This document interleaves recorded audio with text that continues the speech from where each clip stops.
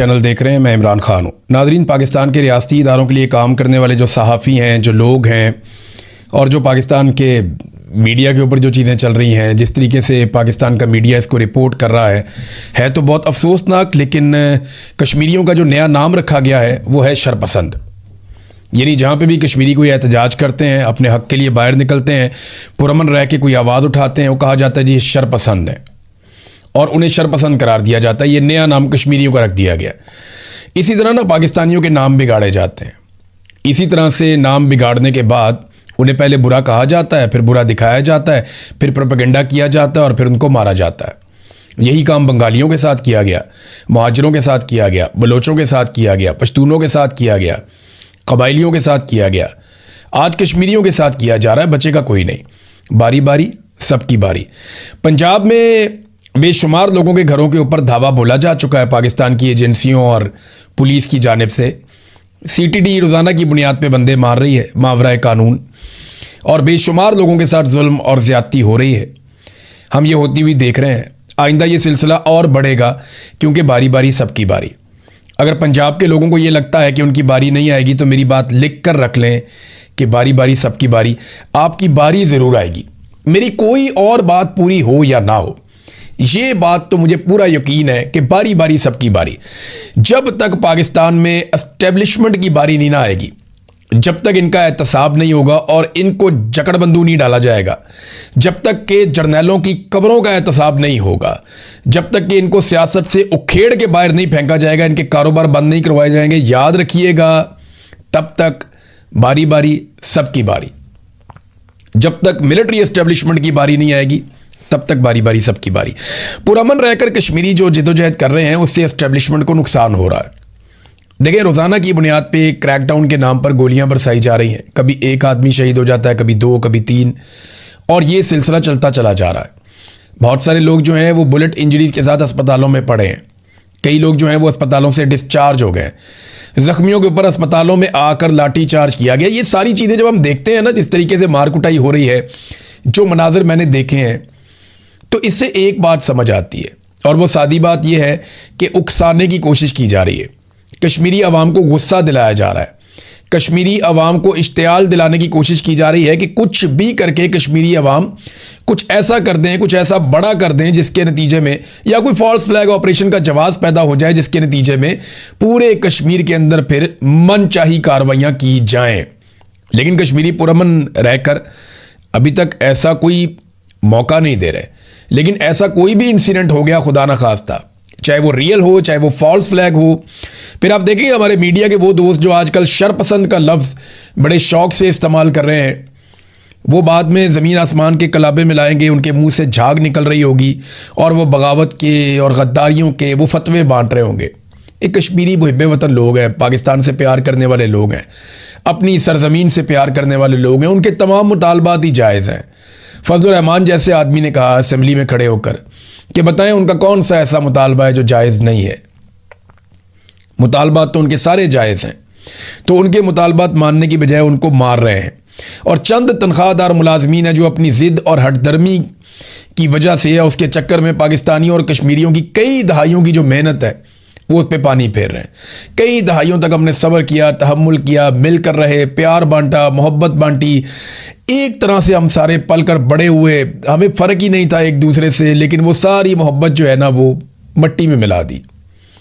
चंद तनख्वाहदार लोग हैं, वो बंद कमरे में बैठ के फैसला करते हैं। उनकी ज़िद है, उनकी हटदर्मी है कि वो चीज़ें अपनी मर्ज़ी से करेंगे, और उनकी उस हटदर्मी ने हमारी कई दहाइयों की पाकिस्तानियों की मेहनत को ज़ाया किया है, और लगातार यही करते चले जा रहे हैं। मैं कश्मीर से आपको बहुत इंपॉर्टेंट चीज़ें रिपोर्ट करूंगा। देखें, जो सहाफ़ी हैं उनको भी धमकाया जा रहा है, जो वहाँ पे ह्यूमन राइट के एक्टिविस्ट हैं उनको धमकाया जा रहा है, जिस आदमी की आवाज़ थोड़ी बहुत सुनी जाती है उसको धमकाया जा रहा है। हर किसी के ऊपर गद्दारी का लेबल लगाया जा रहा है। आप ये करते करते पूरी कौम को ही गद्दार बना देंगे, जैसे आपने बलोचों को बना दिया गद्दार। आज सारे बलोच वो गद्दार समझे जाते हैं आप लोगों की नज़र में। इसी तरह बंगालियों को भी आपने सबको गद्दार बना दिया था, फिर जाके वहाँ माफ़िया मांगनी पड़ी। तो नाज़रीन, खैबर पख्तूनख्वा की सूरत हाल पे अब आ जाते हैं। खैबर पख्तूनख्वा की हुकूमत अदालत में गई है कि हमने बजट पेश करना है, तो हमारी काबीना ने भी ये फ़ैसला किया है कि इमरान खान साहब से मुशावरत हमारी करवाई जाए। अब इस पे जो है वो अदालत ने कुछ एतराज़ात लगा दिए। अब एतराज़ात 3 दूर हो गए हैं, एक आधा एतराज़ रह गया है। 18 तारीख को दोबारा समाअत होगी, तो क्या ये बजट ऐसे ही लटकता जाएगा? मुजम्मल असलम ये कह रहे हैं कि तरक्याती बजट के हवाले से फैसला तब तक नहीं होगा जब तक कि इमरान खान साहब से मुलाकात नहीं होगी। देखिए, खैबर पख्तूनख्वा का जो तरक्याती बजट है ना, इसमें कटौती आज नहीं हो रही। 2024 में जब ये हुकूमत बनी, देखें 2022 में ये लोग आए थे, 2023 में इन्होंने पाकिस्तान की मईशत का जनाजा निकाल दिया था।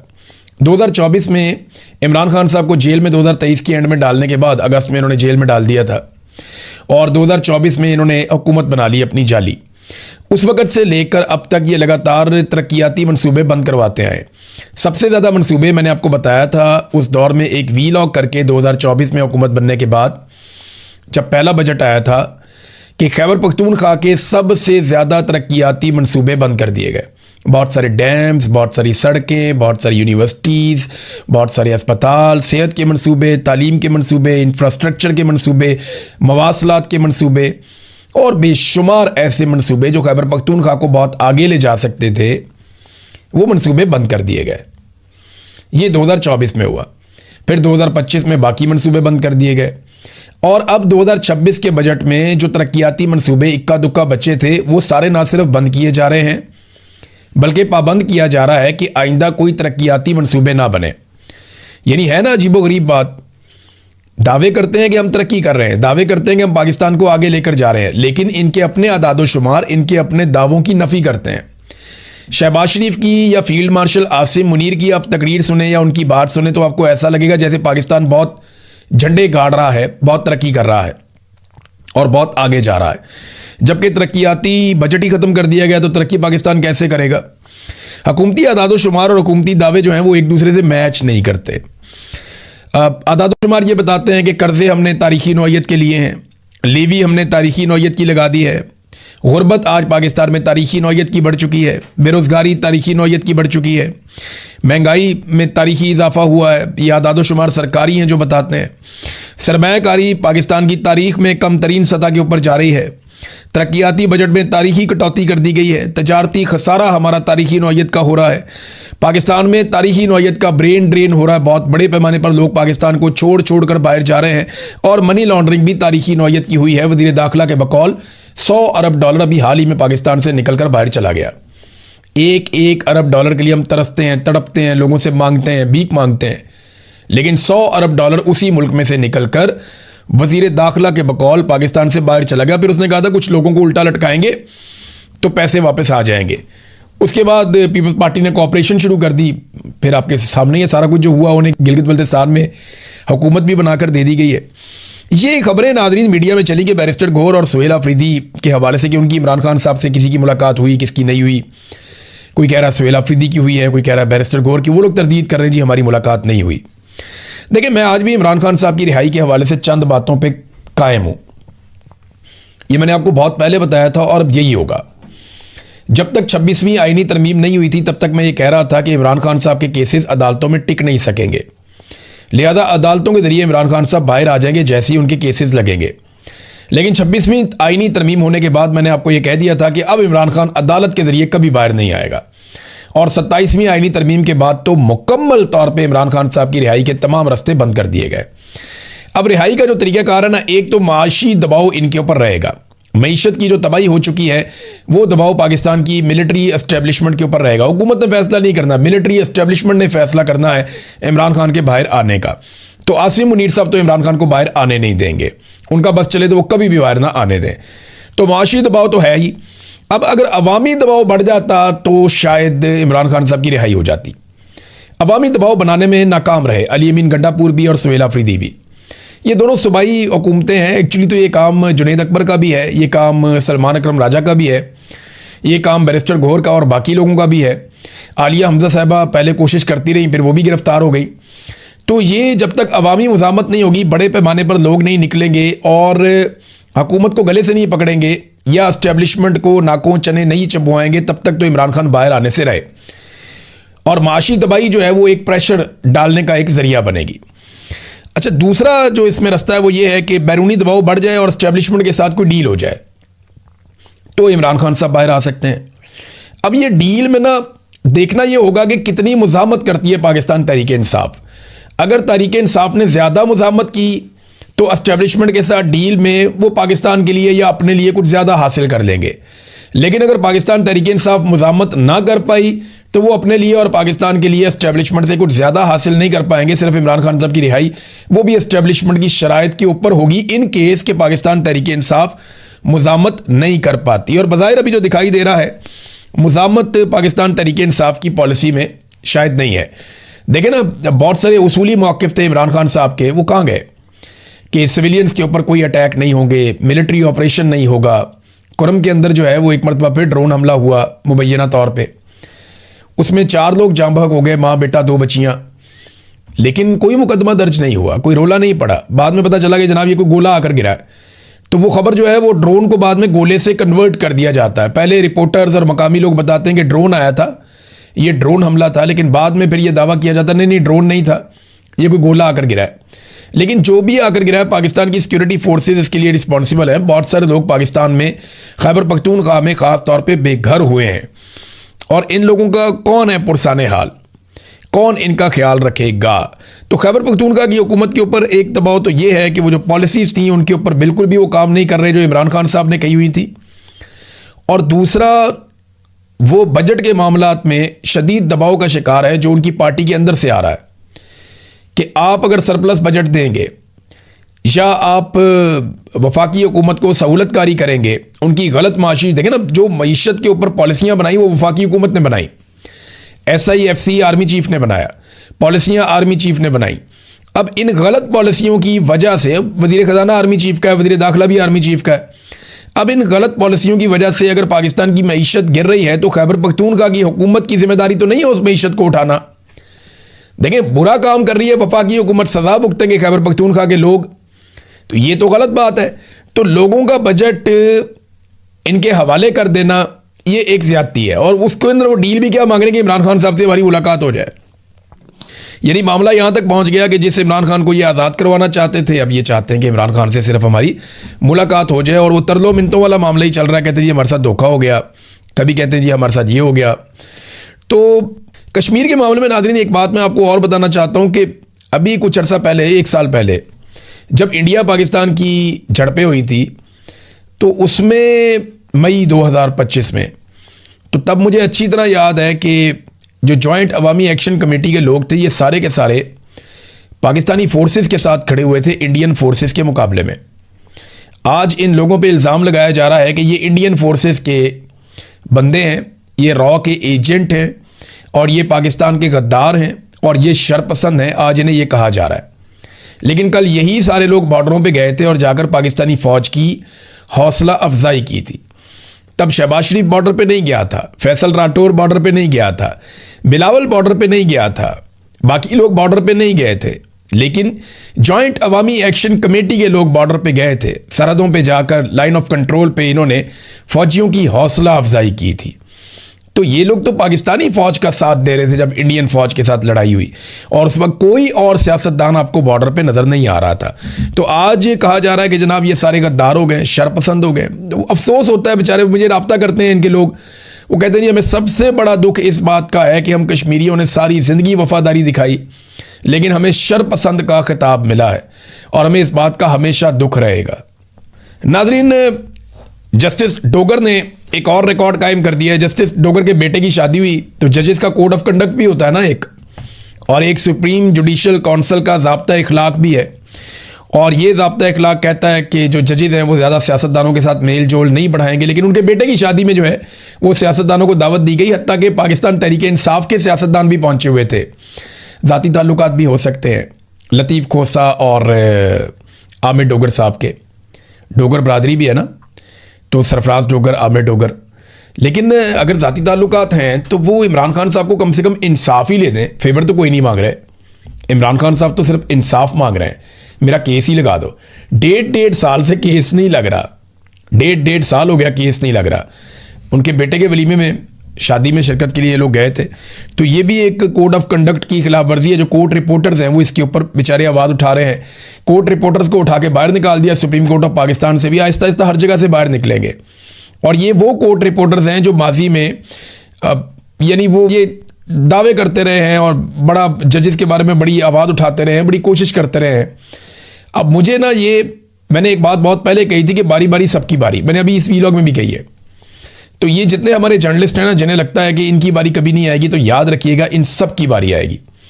काशिफ अब्बासी साहब मुझे एक दौर में कहा करते थे कि यार ज़रा हाथ थौला रख, और ख़ुद उनका प्रोग्राम बंद पड़ा हुआ है पिछले कई महीनों से। तो बारी बारी सबकी बारी, हाथ थौला रखें या हाथ तगड़ा रखें, कुछ भी करें, जब तक आप बादशाह सलामत की दिन रात चापलूसी नहीं करेंगे तब तक आपकी नौकरी को खतरा रहेगा, और बारी बारी सबकी बारी आएगी। सीटीडी नादरीन कत्लेआम करने वाली एक मशीन बनी हुई है उनके अफसरान को सॉफ्ट इमेज दिखाने के लिए, क्योंकि हार्ड स्टेट तो पाकिस्तान बन गया है, बंदे मारना तो पाकिस्तान में मसला ही कोई नहीं है। सॉफ्ट इमेज दिखाने के लिए उनके अफसरान को कोट पैंट टाई पहना के जो है वो बिठा दिया गया, क्योंकि ऑस्ट्रेलिया के वज़ीर आज़म ने भी मुतालबा किया कि जनाब हमारे शहरी वहाँ पे आए हुए थे, वहाँ गोलियाँ मार के सड़क पे कत्ल कर दिया, ये तो बड़ा नामुनासिब है। 2 बंदों को गोलियाँ लगी हुई हैं, एक 9 साल की बच्ची शहीद हो गई है। अब ये ऑस्ट्रेलियन ना होते तो सोचें क्या होता। ऑस्ट्रेलियन ना होते ना तो जो मकतूलीन है ना, उनके ख़ानदान वाले कह रहे होते कि अच्छी खासी पुलिस की गोली जा रही थी, मकतूल भाग के गोली के आगे आ गया, मकतूल का कसूर है। या उनसे प्रेस कॉन्फ्रेंस करवा दी जाती कि मकतूल जराइम पेशा था और शुरू से यही चीज़ें करता था। यानी यहाँ पे इस लेवल पे दबाव डाला जाता है, इंसाफ नाम की तो चीज़ ही कोई नहीं है। तो सीसीडी जो है, देखिए ना, ये चट्टा साहब को सोचना चाहिए, जिन्हें हेड बनाया गया सीसीडी का, उन्होंने ये सारा डिज़ाइन किया हुआ मामला कत्लेआम का। मैंने आपको बताया ना कि एक रात को अदालत लगती है 12 बजे, वहाँ बैठा हुआ एक आदमी ये फैसला करता है कि कौन जिंदा रहेगा और कौन नहीं रहेगा, और उस आदमी का अपना बैकग्राउंड करप्ट है, उसके ऊपर करप्शन के सीरियस एलिगेशंस हैं। और वो जो आदमी जो रात को बैठ के ये फैसला करता है 12 बजे कि किसको कत्ल करना है और किसको जिंदा रखना है, उसका कोई जुडिशरी का बैकग्राउंड नहीं है। उसे नहीं पता कि कानून और इंसाफ और जजेस कैसे काम करते हैं, जुडिशरी कैसे काम करती है। जैसे मिलिट्री कोर्ट गलत है, वैसे ये वाली जो अदालत लगाई जाती है, मैं आपको बार बार कह रहा हूं कि एक अदालत लगती है जहां पे ये फैसला करते हैं कि इसको मार दो और इसको छोड़ दो।